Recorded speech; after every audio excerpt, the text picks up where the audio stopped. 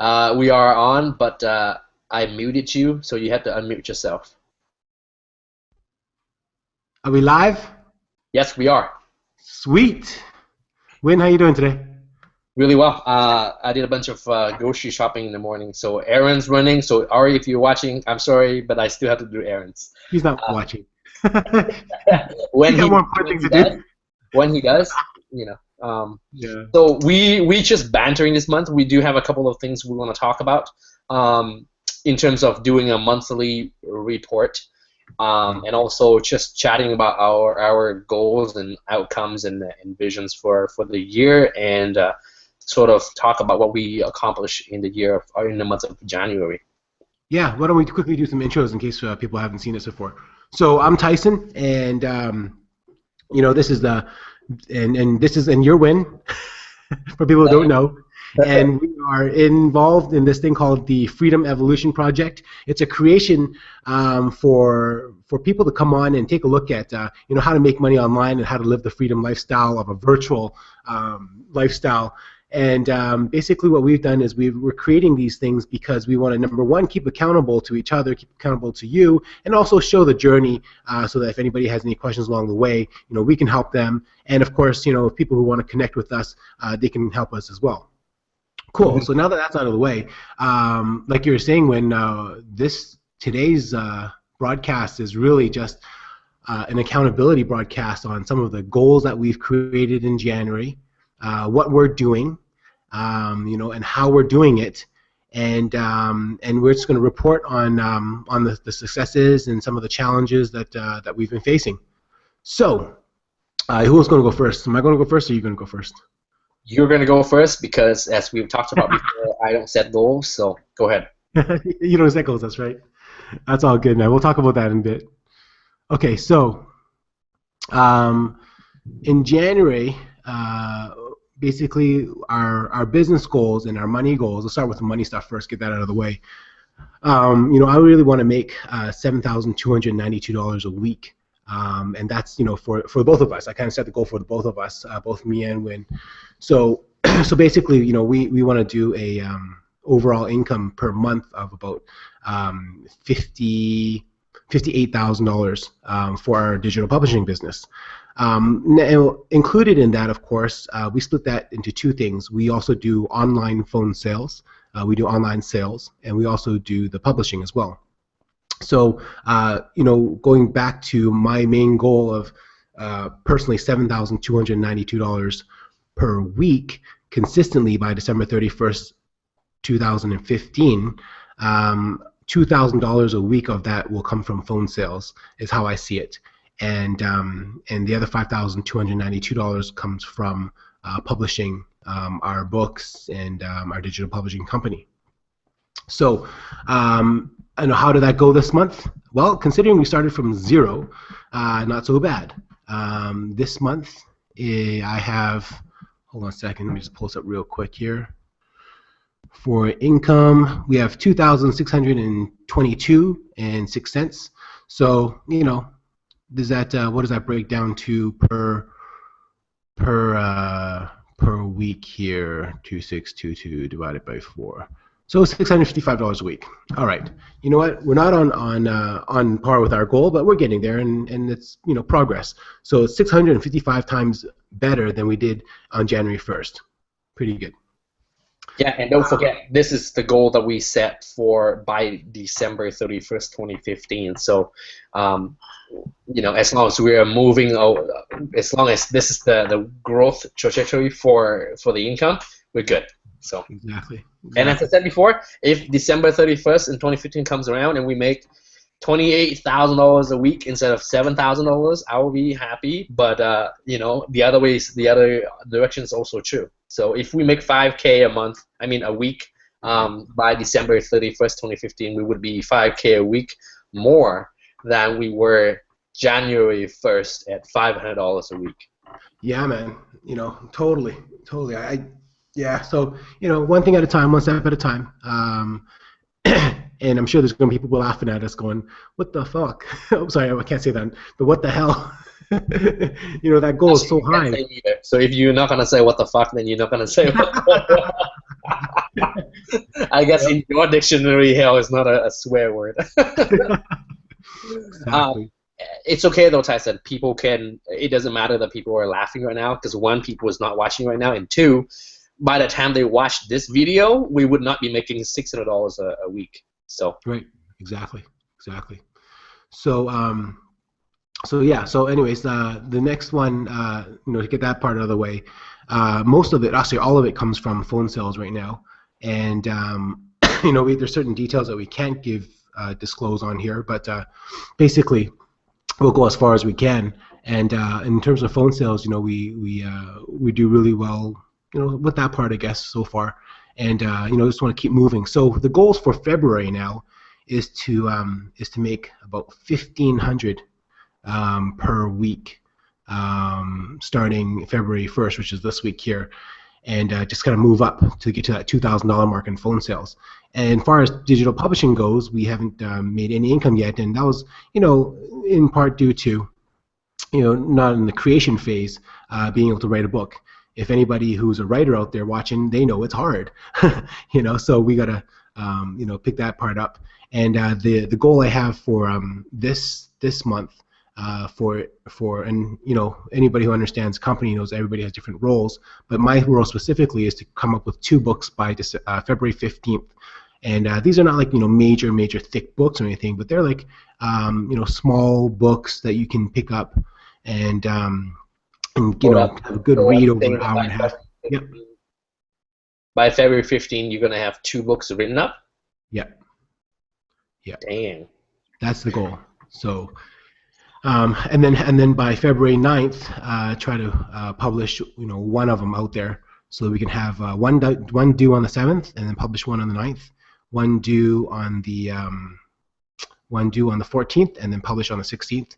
Kind of work on that kind of schedule, and that's that's between selling and publishing. I think we got to pick that part up, and I know that I have to pick up my end on writing there. So that's the goal for now. We'll see how it goes. If it's too ambitious, then we'll cut back a little bit, but we'll see how that goes. Personally, my second goal is affirmation. Is 191 pounds. I want to lose 75 pounds. Sorry, is my goal by December 31st, 2015. So that one's a pretty ambitious goal as well. And how I like to, I'll dive a little bit more deep into this one. Sorry, Win, did you want to share any of your goals with financial stuff this month, or? Yeah, well, I started phone sales January 1st. For the first time? And this month, I think I made $700. Nice. Didn't do the math yet, because as you know, I don't track that stuff yet. So, so from phone sales, that's the first month, and there's a lot of a learning curve in the beginning. So, also January has been a slow month for us all here. So I expect that to change in February, with a lot of changes coming in the ways that we're selling too. So that's the first thing. And for Kindle publishing, between Tyson and I, we have the same companies, and we're starting from ground zero. So the month zero the first month of Kindle publishing is usually actually absolutely zero. Nobody's going to be able to start making money off Kindle right away in the first month. However, if we did start working with another writer or another author wannabe, there would be some revenue coming in there. But I think we're still working that details out. We do want to help 2 to 3 other authors right now as a beta tester, for taking their book that's living inside of their head and their heart, and put it out there to create a bestseller for them, so that they will gain authority in the market, and also claim the title of being the best-selling author. So that's the goal for February too, for us in terms of publishing, is aside from publishing our own books, also help 2 to 3 other authors publish theirs. And then I think that's it for the month of February or for the month of January in terms of digital publishing and phone sales. I have a couple of other income sources that are coming in, but that's not part of what we're talking about today. So Exactly. Good stuff. All right, cool. So let's go on to the health stuff then. My goal is to lose 75 pounds by December 31st, 2015. And so initially I started off with 265.5 as my weight at January 1st, and I posted that up.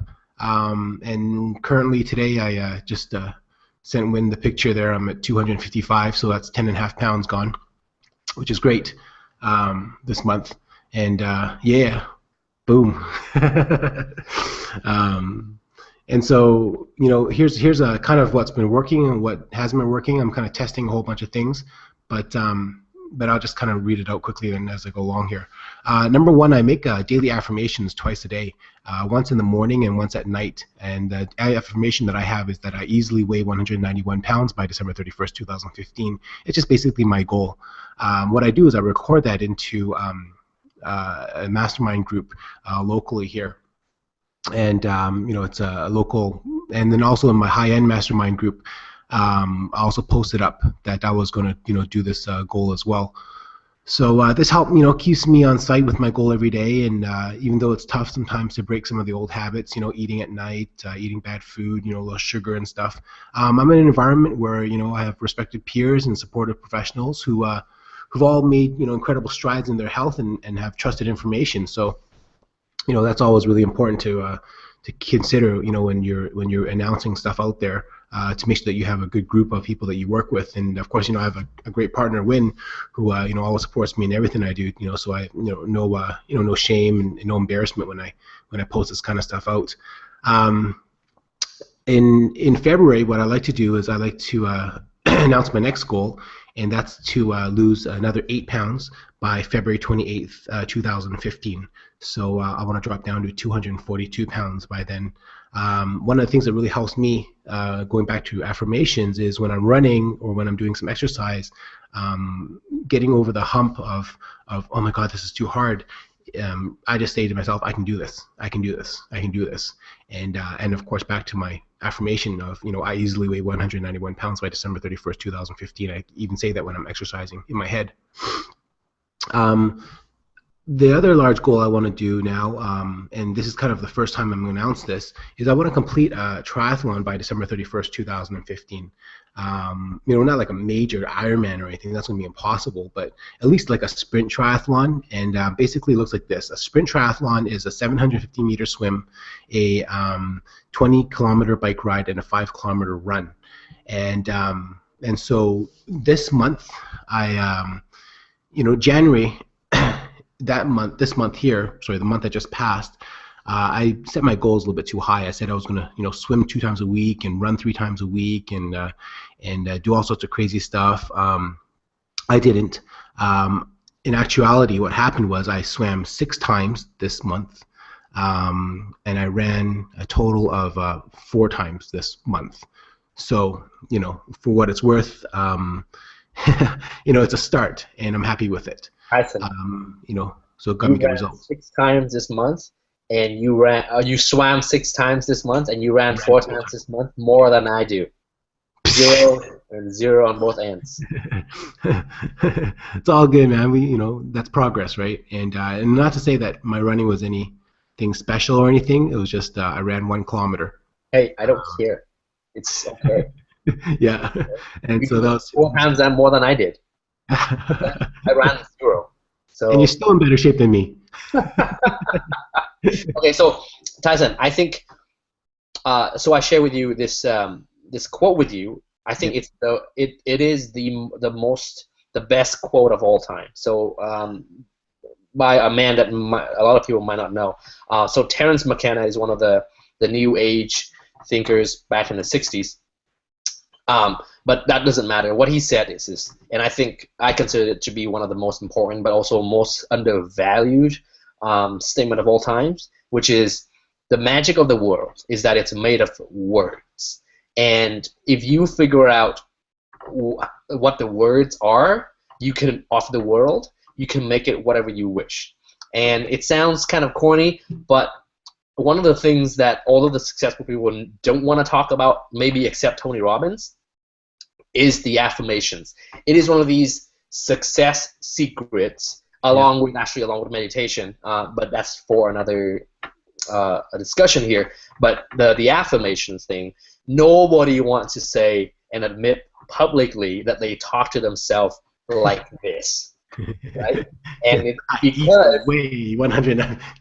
yeah, because it sounds weird and people are not ready to listen to it, and they like the default response for most people when they heard that is, you know, something negative. So that's why nobody talks about it, maybe except Tony Robbins. And I think he's really the guy that really popularized and make that a normal thing. So I just wanted to put that in there. So keep going, Tyson. Hey, thanks, man. No, that's fantastic. And I'll put it out there. I learned a lot of this from Stefan. From the Project Life Mastery guy, and he's been influential this year in terms of moving that forward, because he's one of those guys who has the balls to say all the weird affirmations that he does. And obviously, if you look over at his site and the results gotten, they're incredible. So we definitely want to give credit where it's due. Aside from the affirmations and making the goals and announcing them, like what we're doing here. One of the other things that have been really important is in the eating. And so this is what I learned from the Bulletproof Diet. It was recommended from our productivity coach. And the Bulletproof Diet basically, I haven't like really clearly gone through it all yet, but it really sounds like a series of almost like paleo eating, if you're familiar with that. Those guys are in CrossFit. And it's like high fat and low carb kind of thing, and it seems interesting, so I'm going to try it. What I've done differently this month that I haven't done in the past is I've taken a real interest in breakfast, the first meal of the day, and right now what I'm doing is I'm eating a high fat quality breakfast pretty consistently. And what I do is basically, as soon as I finish it, I take a picture and I post it up on my Facebook so that I know that it's done. And people can comment it and they can say whatever they want. I really don't care. I do it more for me so that I have that. And it's funny, I was listening, on a Less Doing podcast, and on there, Ari mentions a app called Rise. I think it's Rise, the Rise app, R-I-S-E, and it's really cool. Basically what you do is you take a picture with your phone and you post up the picture, and on the other side is a coach who looks at your food and says, hey, you know what, too many carbs today, or this meal has too much sugar, or hey, this meal is just absolutely great. And I think that split second of accountability when you're taking the picture and you're sending it off, it does something to the brain. From my understanding, it helps you, gives you that extra few seconds to think, so that you're not reacting all the time on the food that you're intaking, so it's not a craving so much, and you're more conscious of what you're eating. So I don't have I sort of do have a coach on the other end. I also work with a local trainer here who's really good, and I also have all the accountability from the people in the mastermind and stuff who are looking at my stuff. So it's interesting, to be able to see that perspective. But this week, my first goal is to eliminate sugar. I'm already halfway into that first week, and it's been good. So that's helped in the weight loss as well. And every morning, I choose a high-fat diet, primarily of avocados, free-range eggs, including the yolk, olive oil. I know it's a lot of fat, right? And and then for have like yams, or sometimes I'll have some brown rice in there, and I have kind of cut out a lot of the bread now because there's kind of high sugar in there too. But I'll also add in some grass-fed butter, which is to our surprise, it's illegal here. Weird. We have some sort of weird laws. Okay. Yeah.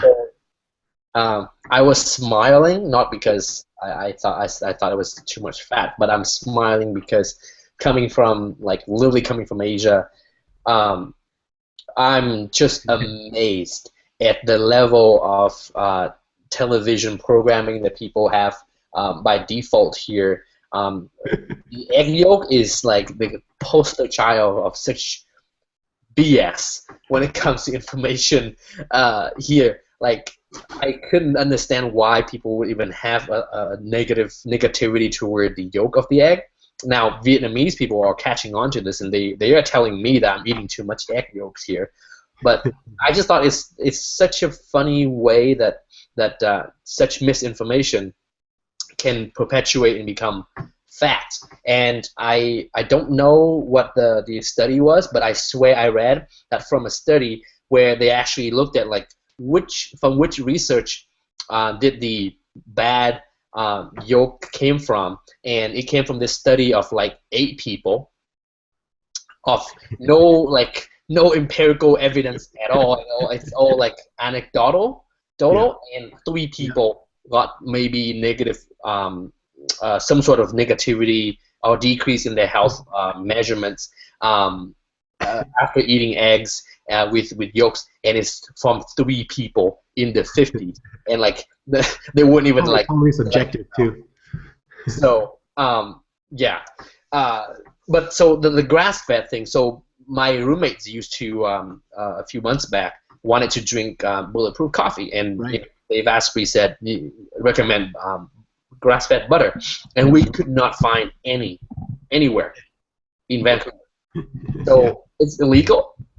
There's something to do with the trade laws of how you're allowed to bring in milk and dairy and stuff, and the one that I use is Kerrygold. It comes from Ireland, and basically I go across the border to get it. Now I'm gonna also disclose a shop here locally in Vancouver, and it's it's not so much illegal, but you know, I like to go to Trader Joe's in America. And there's a shop here called Pirate Joe's, who basically brings up everything from Trader Joe's and has a pirated version of the store. That is a fantastic business model. It works for him, and he's been doing this for years, and it's in the high-end neighborhood of West 4th, near the Kits area. So, hey, you know what? There's a business for everything, it seems. Yeah. So are you okay? So I'm gonna say this, okay? So it's illegal in Canada. So are you sneaking it across the border? You didn't hear it from me. Okay. All right. I hope no border officers are watching this. So you know, but you know, if the case comes, you know, and they catch me on the border, they can have my butter. It's okay. I'll be okay with that. Okay. So the next part of my goal is besides eating breakfast every day is having a short nap every day between the hours of 2 o'clock to 5 o'clock. What I do to be optimal is sorry, I should back up there. What I do to be optimal is I choose my day wisely in terms of, you know, when I'm best suited to do certain tasks. And that's something that we're going to write about, you know, in our books, how to just have an optimal day. And that's really just called, you know, putting it all into one batched area of time. And so from 8 o'clock to 2 o'clock, all I do is phone sales, basically. You know, I chose that time because I'm most on, you know, I have the best fresh mind. I'm great to talk to people during that time. I'm really receptive and listening. But after 2 o'clock, there comes a drift in my day from 2 o'clock to 5 o'clock where there's a lull. And I don't do anything like that. I don't like to talk to people during that time in the afternoon. You know, I'd rather just rather veg out a bit and kind of recover. And that's a good time to take a nap.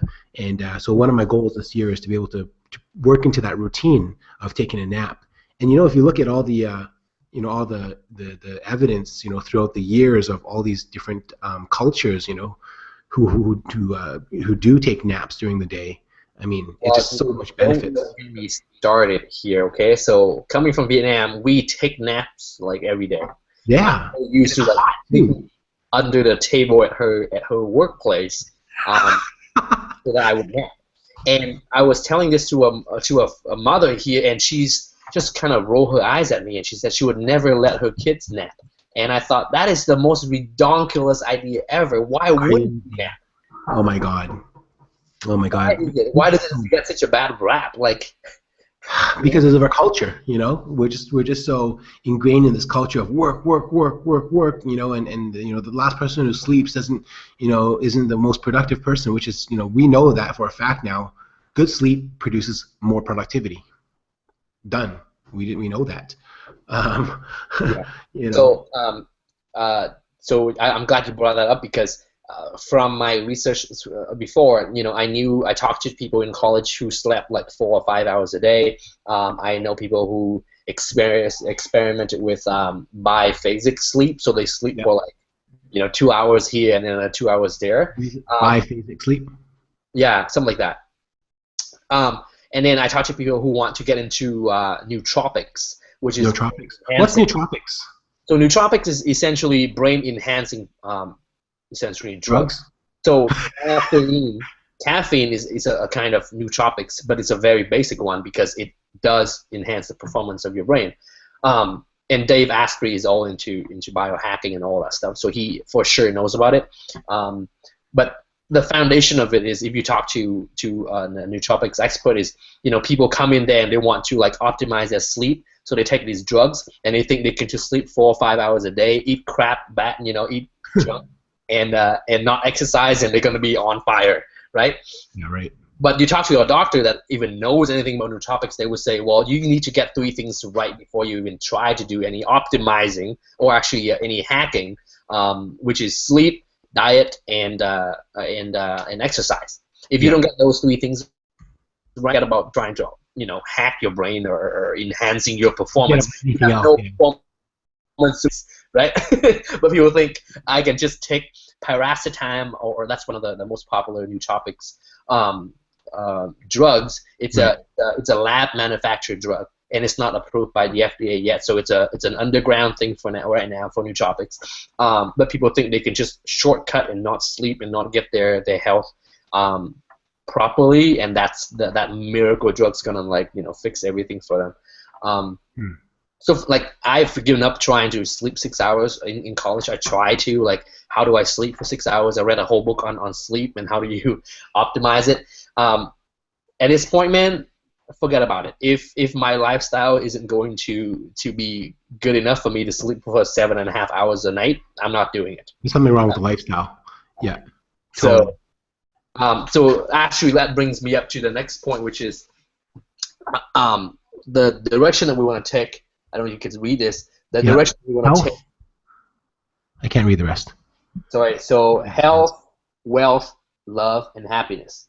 Oh yeah. And I totally stole this from Tai Lopez. So if you're watching Tai, I'm giving you full credit. We love you, Tai. Yeah. So he's saying that to live the good life, everybody is after the good life. You have to get the 4 areas right. I have the 5th area that I'm gonna add to my own list, but most people would do well with these 4, and most people don't even have the other 3. They're either really really good in health and then everything else sucks, or they're really really good in wealth and everything else is a mess. And he says that and I agree with him. If you want the good life, that balance, then you need to have all 4. Yeah, health. Which is why we're not calling this the income report. Like in the online internet marketing circle, income report is the shit, and everybody wants to talk about how much money they make. We're gonna be different. This is gonna be the awesomeness report, or it's gonna be the living the good life. I like that, the awesome report. Hey, Win, did I tell you you're awesome today?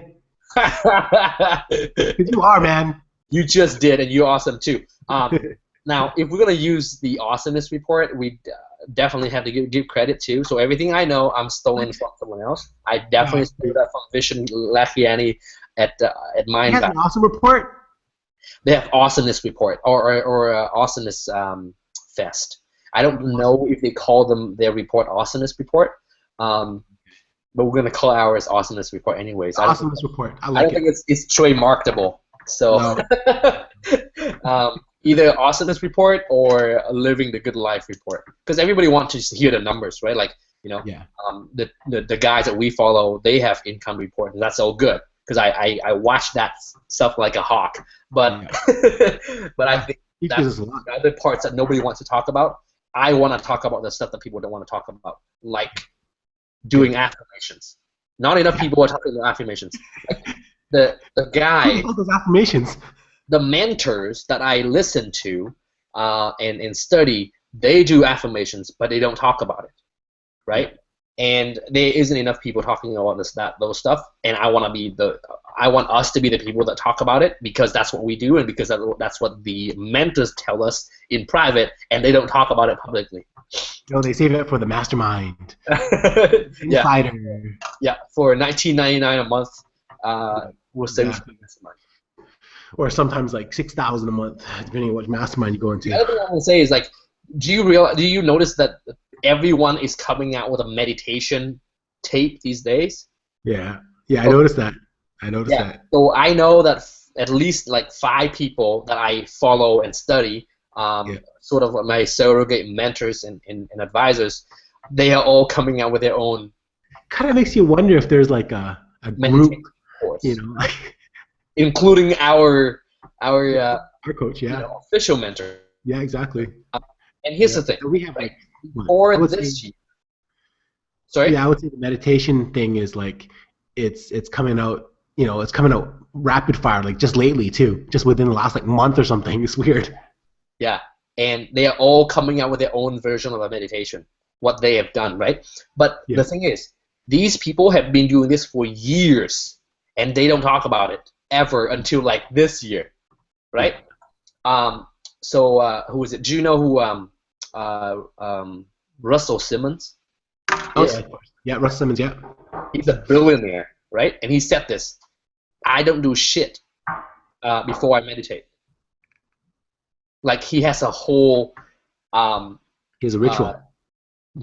So he doesn't do anything before he meditates, but nobody talks about it until this year. This year, I feel like everybody's talking about meditation, and I can tell you there are other things that people haven't talked about, aren't talking about, that I know in the next 5 years they will, and I can list you those things. But it's the whole technology, right? It's now that we have so much full disclosure. I mean, really, anybody can have any kind of success that they want if they really want to dig deep and try to find out what the actual information is, because all the information's out there now. Everything's available. If I want to be an architect, or if I want to be, like a stock trader, or I want to have any information I want, it's all there. It's just a matter of how much effort I want to put in, how is it aligned with my own experiences and knowledge and talent and abilities and all this other stuff. So it's all there. I actually find that maybe it's not any surprise that we are discovering things as we go along, because we've kind of got to the next set of consciousness, the next level of consciousness going. Oh my God. You did not just say that. What, the next level of consciousness? You can. Okay, so I'm here to make a bet, right? So you know how everyone's talking about meditation? Yeah. Right? The next thing that people want to talk about in the business world, especially in the internet marketing world, is going to be consciousness. I have no... Boom! Heard it right here. Win you in. Right here.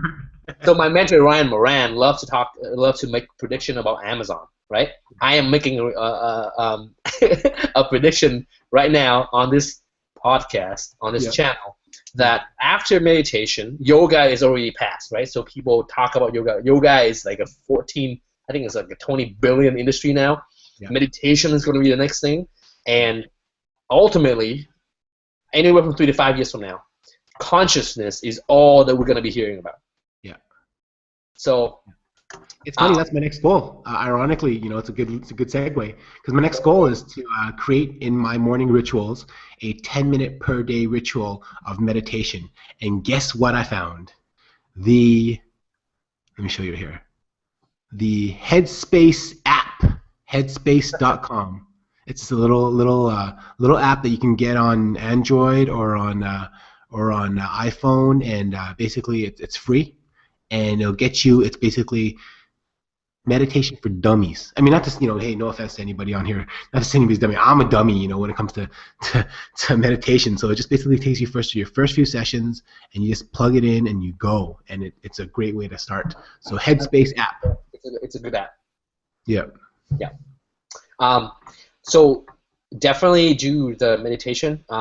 It is one of those things where when you ask people what's their secret to success, they don't talk about it. They don't mention it to you. But there's a bias against. So when you ask people why they're successful, they don't think of the other supportive things that they do that get them there. I think meditation is one of those things that don't get enough credits from the successful people that it should be. And proof of that is more and more people are talking about how meditation is one of their ways to success too. So I think Ray, I forgot his last name. He's a hedge fund manager. He managed he's a billionaire too, and he's a transcendental meditation practitioner. And he also said, I don't do anything else until I do my meditation, my morning meditation, once in the morning and one at night. Richard Branson meditates every single day. Yeah. And Richard Branson is like, well, you know who he is. Everybody knows who he is. Yeah. I wonder if Donald Trump meditates. He's a dude who seems like he needs to meditate. Yeah, but nobody is telling us, hey, Win and Tyson, if you want to be successful, if you want to get to where you want to go, you need to meditate, man. No. Nobody is saying that, right? Hey, you gotta work all day, all night, and never stop. And you gotta work harder. You gotta be hustle out, which is all good. I think that's all part of it too. But I don't think that's that's missing the one of the ingredients. So. Yeah, totally. Health, wealth, love, and happiness. Got it. Yeah, I like it. I have the fifth one, which is consciousness, actually. But I think the reason why Thai doesn't include consciousness or spirituality or self-realization is because most people would do really well with just getting these 4 in place. Most people would have 1 out of 3. Well, 1 out of 4. Do you want to talk about the morning ritual then, since we're kind of on the topic now, or do you want to save this for another video? Okay, since you bring it up, let's talk about your morning ritual. Okay, cool. Yeah, so I mean, it's an important part of my morning ritual as part of my weight loss plan too, right? So it's kind of important to bring that up. So basically, let me bring this up here. It's 6:45 a.m. What I do is I run down the stairs. I'm on the 11th floor, so I run down the 11 flights and I throw out the garbage. Our garbage chute is broken right now, so it's kind of a nice way to force me to go down there and do that. Right after I do that, then it's quick. I do a little walk. Right now what I'm trying to do is implement my runs into the morning and create that into my daily ritual. So run 1K on the treadmill, which just happens to be on the bottom of the stairs anyways. There's a little gym there. We need to create a product that's called Run 1K. Hey, yeah, man. Because Ramit's program is Earn 1K, and it's run your first K. Yeah, run your first K. Earn your first $1,000. Run your first K. How to lose 75 pounds in a year. that's my you see your face. That's my. I'm not joking. Make sure we put that in Evernote. How compelling what you just said is. Yeah. Make sure you put that in Evernote. Make sure you keep it in our external brain somewhere. Oh, it's going to bog us down. 5 pounds a year by joining your course, Run 1K. Yeah, exactly, Run 1K. So that's part of it. And then first thing I do when I get upstairs that time is I have 2 glasses of water. It's always important to flush the system out. And then I create the high-fat breakfast. And then of course I take a picture and post it as soon as I can. Sometimes I forget and I keep it in my phone, but at least it's in my phone there. So I take the picture of it. Eat. I'm starting to do the meditation thing for about 10 minutes, but I'm also, I'm a believer too, so I also pray while I do my meditation for those 10 minutes. What I like to incorporate is some reading and some writing, but then, like I said, my day starts at 8 to 2, and I'm just either on the phone, I'm on, some sort of deal-making phase where it's always just straight up, hey, what can bring me income today, tomorrow, and this next, few days here. That's just on my mind the whole time for the 6 hours. What can bring me income now? Next, and that's usually a sale or a follow-up or follow-up of a follow-up, and go back and trace some old calls or whatever it may be as a phone salesperson, professional. So that's basically my morning ritual. I could probably be more comprehensive. I'm sure yours is similar too, right, Win? Yeah. Well, one thing I'm gonna say is it is really important to figure out when you're best with what activity. So batching is one of the key principles that we learned in last doing. Yep. And what batching is that you should be batching the same activities in the same time slot. So you do this really well in the 6 hours. I'm not very good at it because when I don't have the calls coming in, I tend to drift into doing something else and not income generating activities. And my optimal time that I thought that I wanted to start with working on the income generating activities and sales is from 2 to 6. And going forward, I think I'm going to increase it to 12 to 6 or 7 to 1 to 8. 1 to 7, one of those days, one of those time slot. And the reason for that is if I have to talk to people at 8 o'clock in the morning, I am just grumpy. I don't want to talk to people at 8. It's just weird. I don't know why, but I like to keep my morning very, very passive in terms of communications. So but you're also a night person too, right? I mean, I sleep around 9:30, 10 o'clock. Yeah. So I am a little bit more of a night person. Like I usually can sleep the best around 11 o'clock, 11 or 12.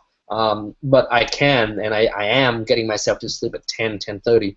But if I have to talk to anyone before 10 o'clock in the morning, I feel grumpy. And just the thought of the call coming up at 9 or 8, I don't like it. And it's because it screws up my whole morning ritual. I have an hour and a half morning ritual usually. Let's talk about your morning ritual a little bit here. So my morning ritual. So I know everything I know. I stole from all of my mentors. So my morning ritual is basically 90% what Stefan does. Actually, there's a few things that's not from him. So first thing I do in the morning when I wake up is I smile. I lay there on bed and I just smile. And you know why? No idea why. Huh? Why do you smile? Okay, so 2 reasons. First reason is there was a study where they took a whole lot of people who are in a state of chronic depression, and they just make them smile like standing in front of a mirror for 30 days in a row, and they just have to smile for 15 minutes a day, and at the end of the 30 days, their depression almost disappeared. And it's actually, the effect is better than actually taking drugs and taking medications. So that's the first reason. And the second reason is there is no reason why you shouldn't smile. You are alive. And, you know, and like that, you're just celebrating the fact that you're alive, and that's the first thing you do in the morning. And again, that's from Stefan. It's my roommate. So I smile, and then the next thing I do is similar to what you do, Tyson. I take a big glass of water, and then I do breathing exercise. So this is from Tony Robbins, but I learned about it through Stefan. I forgot what the name is, but basically so the human body cannot survive without a few minutes of oxygen, and cannot survive without a few days of water. So what I am doing in the morning, first thing I do is I give my body the 2 things that it cannot live without for very long: oxygen and water. Yeah, exactly. And then I go to the washroom and I do a silly dance. Did you say silly dance? Yes. Does that make you smile? I turn on the song. I should watch you doing the silly dance. It'll make me smile in the morning. You know what? That's good. Actually, in another video that I'm making, so I'm making a whole bunch of videos so that I'm not. Have you seen Sean Stevenson's silly dance? You know Sean Stevenson. Why I started doing the silly dance. Shut up. Yes. It was super cool. That was impressive. So you know what's funny is I do exactly the same move that he does too. Yes. Yes. You know this. Yeah. So the reason why I started doing all. Yeah. I'm having so much fun. The reason why I started doing all of these things in my morning ritual was I got to the point where I was so low that sometimes I got up in the morning and I didn't want to get out of bed because I was sort of in this spiral of negativity where there wasn't really any reason for me to get up, and it wasn't like I wasn't thinking about like suicidal thoughts, but it was just not, there wasn't really a compelling reason. No, it just no purpose in life anymore. Yeah, so I figured that I don't know what I want to get out of my life yet, and I don't know what a meaning of life yet, but I'm gonna do the things. What are the few things that other people do that when you do it, you cannot help but be happy and joyful and content. Hey, And man, I got a challenge for you. I think by next month's report, awesomeness report, why don't you come up with 5 things that you want to do with your life?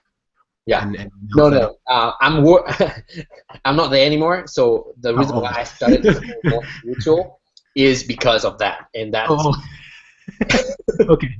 Well, I still challenge you to throw it out there. I think it will really help people. Yeah, no, I do. So I do have a list. So like, thanks for the challenge, because I think you need someone to be like, hey, give me something here. But this was probably a year and a half ago. That's when I started experimenting with morning ritual. But I found a way now, like my rhythm now. I found the things I do in the morning that at the end of the hour. So I get up at 6 or 7, and at 8 o'clock, I have a smile on my face. I feel great about life, and this doesn't happen every day. But there are days when like my heart is racing because I am so excited to like get to work and to do the things that I wanted to do. So these are the things I do that no matter what my head is in, when I'm done doing them, I have to be. My brain cannot help but be content and excited.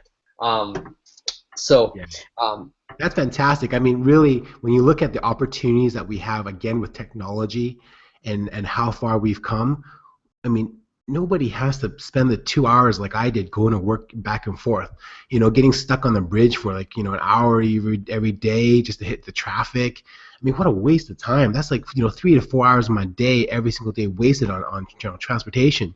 Yeah.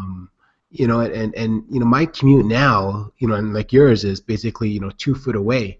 So, there's a computer right there and we're good to go. And I don't even have to if I don't want to. I can work downstairs at the coffee shop. I can work anywhere I really want. It's pretty amazing how we can, move forward so fast now. Yeah. So what happens after your smiling and your silly dance and your water and your breathing and Just stuff? right after I silly dance, I already feel great. There is another research on dancing, and they basically identified the key activities that humans do that just like you can't not be happy. And playing music is one of them, and dancing is another. Laughing, and smiling, yeah. And then what I do is after I drink water, breathing, dancing, smile, I actually go out for a walk. So I go to the nearest park here for about 10-15 minutes for a walk, getting some fresh air. Again, that's refreshing your lung with fresh air, and it's awesome in the morning too. At 6 o'clock, it's really quiet. I come back, I do 20 minutes meditation. Right after my meditation, I basically here's we're gonna talk about why I don't have goals. I have intentions. So I have a list of intentions. So if you don't know, Win doesn't have goals. This is the first time we're actually talking about it, and actually surprised me a little bit. I was like, you don't have goals? Like, you're so focused and you're so directed, and it's because you have intentions. Let's talk about that. Okay, so my mentor, Trevor Blake, he said, and also Brendon Burchard talked about this too. Ooh, Brendon Burchard, yes. Yeah, so Trevor really is the one that talked about this. I heard about it first, and he says, and I don't know if this is true, but this is what he said: setting goals is for babies. And setting realistic goals is the worst kind of goals of all. True. Brendon said this too. Like, we are told to set smart goals, right? Like realistic, measurable, timely. And Brendon said, like, that's the stupidest way to set goals. Like, you don't want, and he said, like, never, ever, ever set realistic goals. Yeah. Because where does realistic take you? Mediocre. Yeah. Mediocrity, right? So we're digressing. So that's why I don't set goals. I set intentions. But here's a question for you, though. When you don't achieve them, do you feel bad because you don't achieve them? Or do you feel like, okay, you know what? I didn't achieve it yet, but I'll get there because it's such a high goal. Like, I mean, I think there's a kind of a twofold kind of answer where people are afraid to set high goals because they're afraid that won't achieve them. But that's just really a fear-based mentality, anyways, right? Where you really doesn't matter how little you are in that amount of the goal, you really still have to come from an abundance mentality, and that's a whole other thing. Yeah. So I don't know. I mean, well, what you said is really interesting because if you already have an abundant mentality, would you set realistic goals? Not at all, right? If you know that everything and anything is possible, why would you set realistic goals? And realistic might means you're going from $0 to $3,000 a month, right?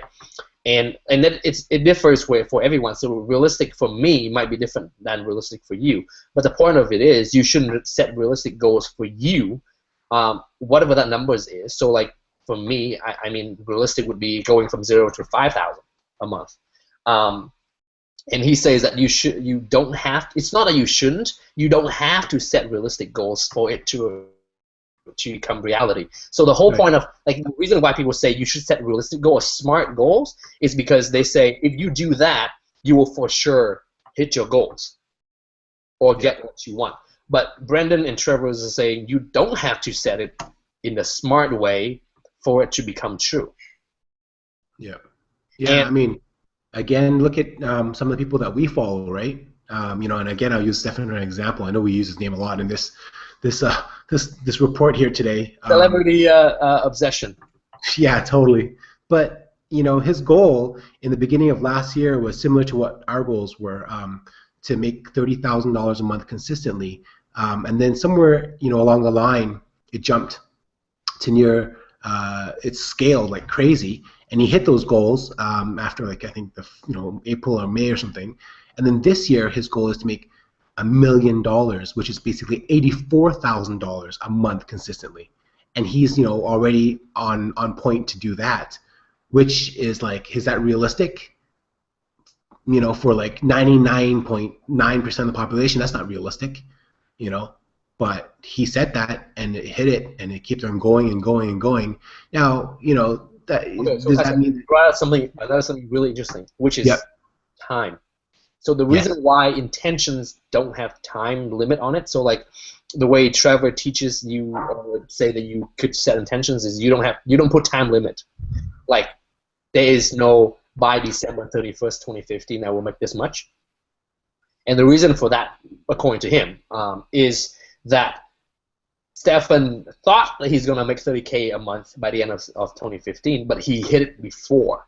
Yeah. And the point of not putting time on it is because you don't want to limit yourself by saying by 2015, the end of it, I'm going to make it that much, because you don't know when it's going to come. You don't know when you're going to hit that goal, right? But for most people, again, the same thing with why Ty has 4 areas and not 5 is because if most people would set any goals at all, that would be a big improvement. True. Better before. So yes, intentions are better than goals, but if you're not setting goals and you're not setting you saying you're better than me? Then sorry? Are you saying you're better than me because you have intentions? Because you know why? Because what you're doing is actually not setting goals. You're setting intentions. Yeah, it's true. So for most people, setting goals would be like going from 0 to 100. As opposed to setting intention, which is, let's say it's 1,000. And let's talk about your goals, right? So one of the things one of the qualities that intention have is that it has to be outside of your comfort zone. If you I'll probably achieve it, then it's not intention. I will easily make $7,292 a week consistently. Is way out of my comfort zone because I've made that in a month, before, but I've never made that in a week. And make that consistently. Yeah. And you talked about this before too. You set it at $100,000 a year, and you thought, it doesn't really move you.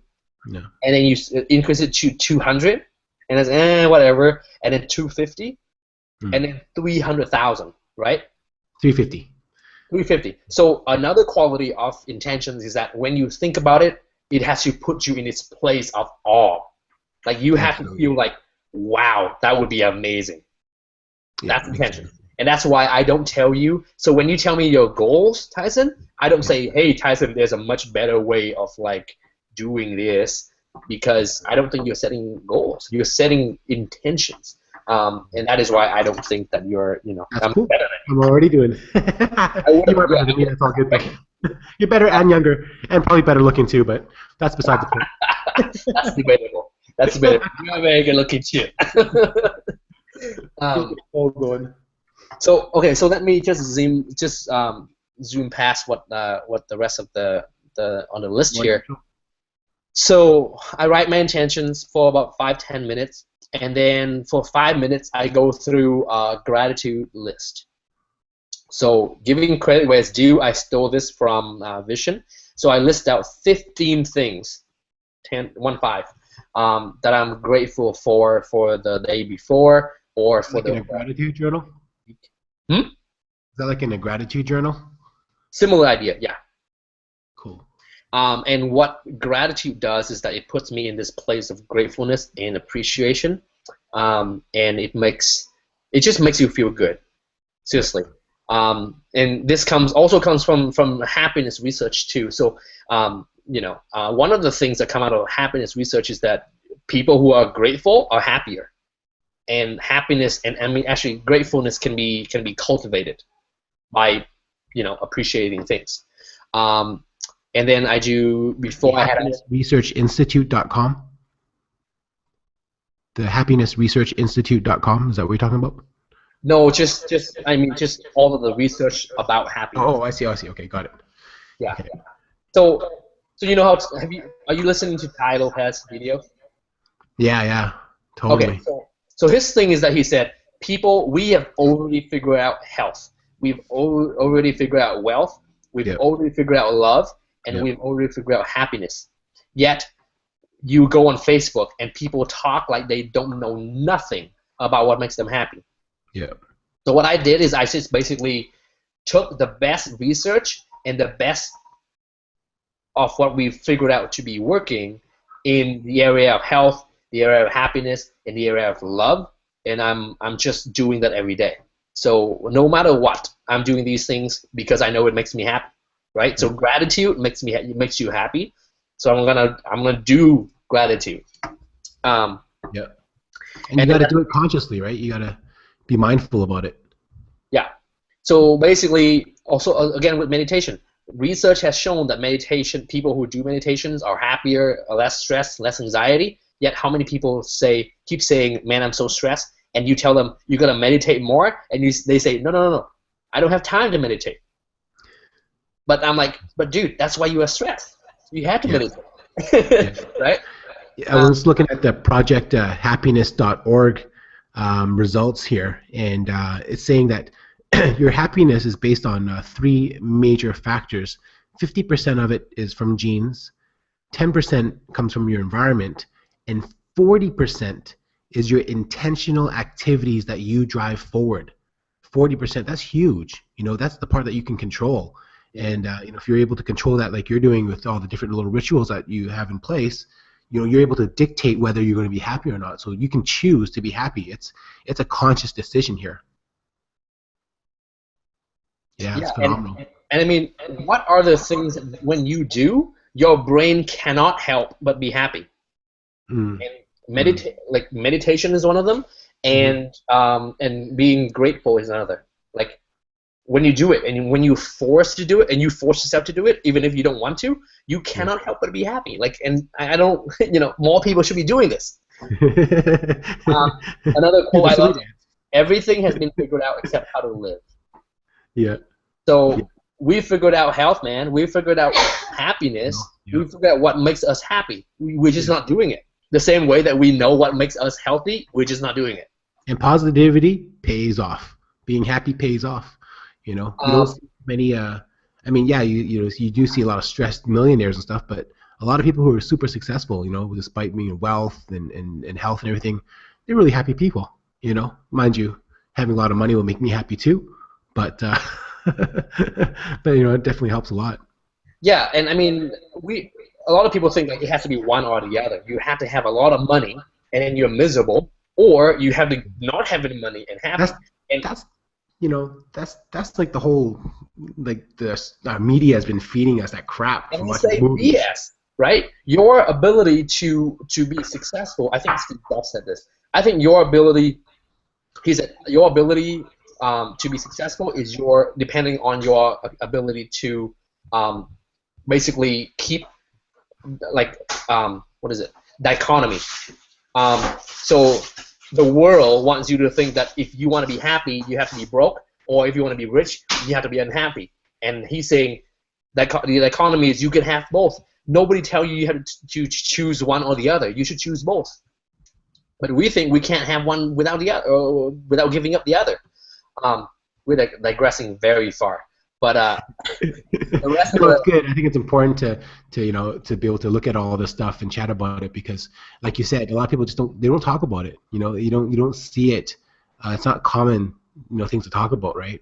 Especially in this industry of how to make money online and stuff. Yeah, we're all about the numbers. We're all about the income reports. We're all about the how, but we don't get back to the why either. And being happy and love and money and finances are all super important. So it's important. It's really it's funny you said it because Trevor Blake. So if you don't know who Trevor Blake is, he wrote 3 Simple Steps. I think this right here. I got that book. Is one of the most important books, but also one of the most underappreciated. And the reason why is because he's a very low-key guy. He wrote this book, and he's actually he doesn't make any money off the book. All of the money that comes from this book goes to cancer research.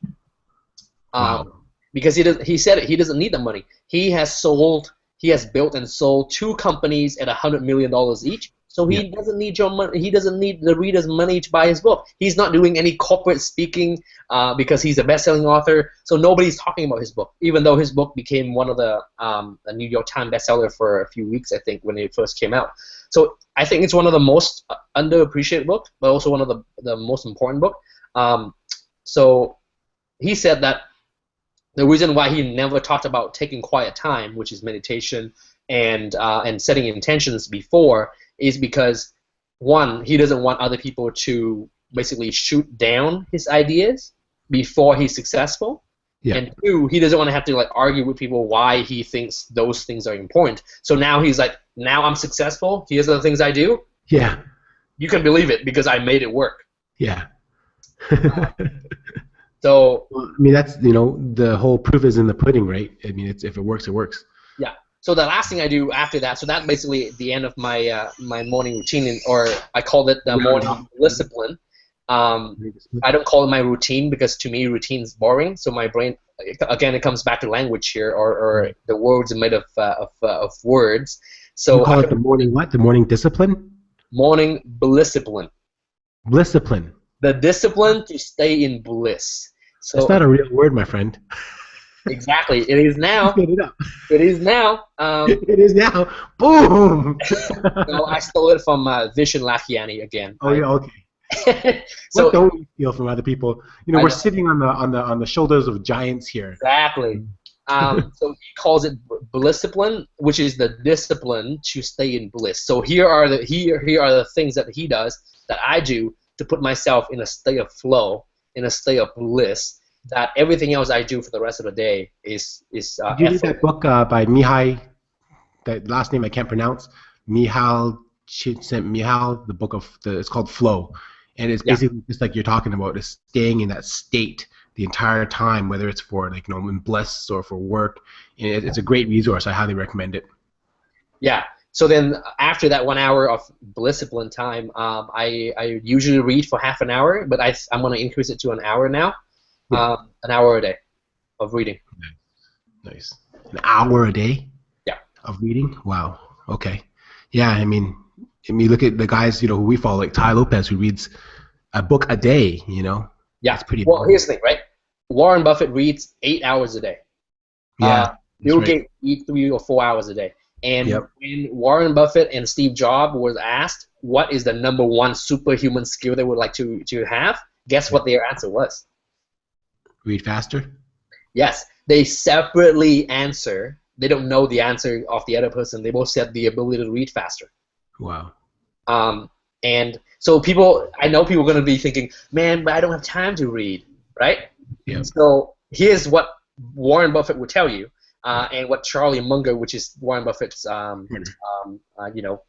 business partner, he'll say this: if you don't have an hour to read a day, you need 4 hours to read a day. Yep. If you don't have 1 hour, you need 4 hours. Exactly, because you are not at a point where you can even afford to read for an hour, which just means that you don't have that freedom. So you need to read more so you could actually get yourself to the place where you can read for 8. But people think, oh man, but I don't have 1 hour. Like, I don't have time.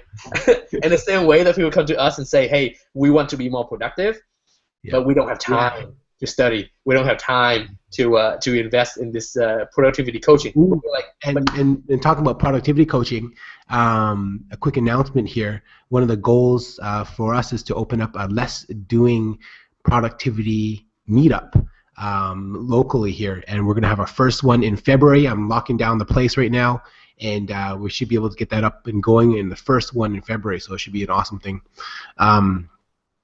Yeah, you know what? The reading thing is huge, and I gotta start reading more too, because we know that's one of the keys to success. You know. Yeah. How many books has Tai Lopez read now? Like 2,000 or something? 5,000, maybe. 5,000? 5,000. Yeah. Wow. Yeah. Yeah. So I'm increasing it to an hour now. So before, probably more 20 minutes to 30. Yeah. But as the man said, if you don't have an hour to read, you need 8 hours of reading. So keep moving. Keep moving forward. So that's my routine. Cool. Awesome. Well, that's it, I guess, for the progress report this month. Hope you enjoyed it. We definitely had a lot of good insights, and I had a good time chatting with Win as usual. We hope to look forward to putting out more reports and getting all this stuff online as we progress along. But hey, Win, I think we're on the right path, man. I think this is the right thing to do. From the experience and the stuff that people have been doing and stuff that we've been watching and just how it's all happening. I think we're on the right path. All this kind of just reinforces that we're going the right way. Yeah, I think so too. And I Love Marketing was started by just Joe and Dean just wanting to talk about marketing. Yeah. And they're just bantering back and forth. And if you listen to the first 50 episode, it's just crappy, whatever quality. And when they asked why they started that, they just the content wasn't crappy though. The content was sick. Yeah, exactly. So Joe was like, well, you know what? We love talking about marketing anyway, so we just thought we just record it and then we put it up online for people to listen to. This is exactly what we're doing here. Yeah, true. We love talking about freedom and having a lifestyle that's location independent and being able to spend time as we want. So what's not to talk about?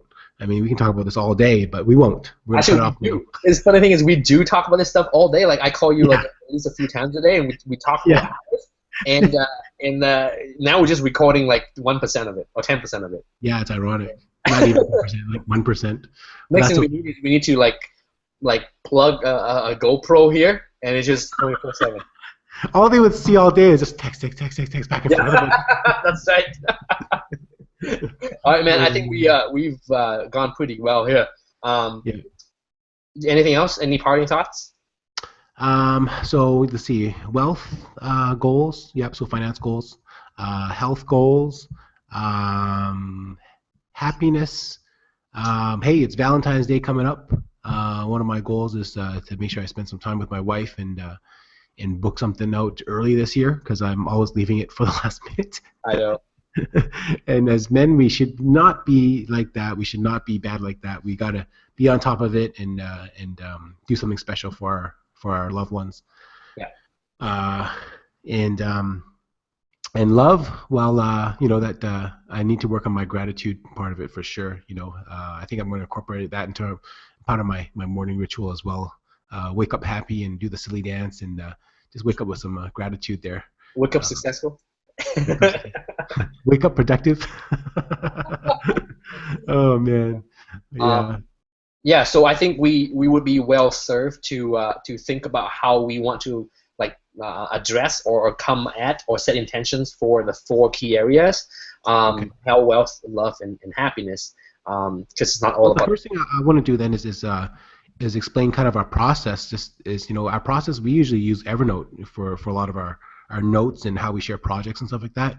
And just in talking to you, I've already created my first 4 project lists that's going to cover off everything for the entire year now.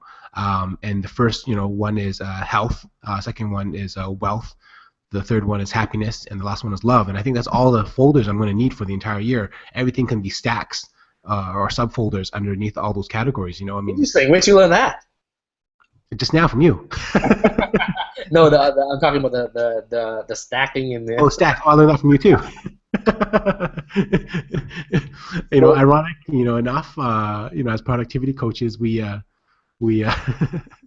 No, but we are. So this is a perfect example of us playing to our strength, which is I'm really good with technology and you're really good with sales. So between those two, like you teach me sales and you coach me on sales and I coach you on technology. Yeah, we're different enough that we have to work on each other's strengths and weaknesses. So people are thinking you guys are different enough.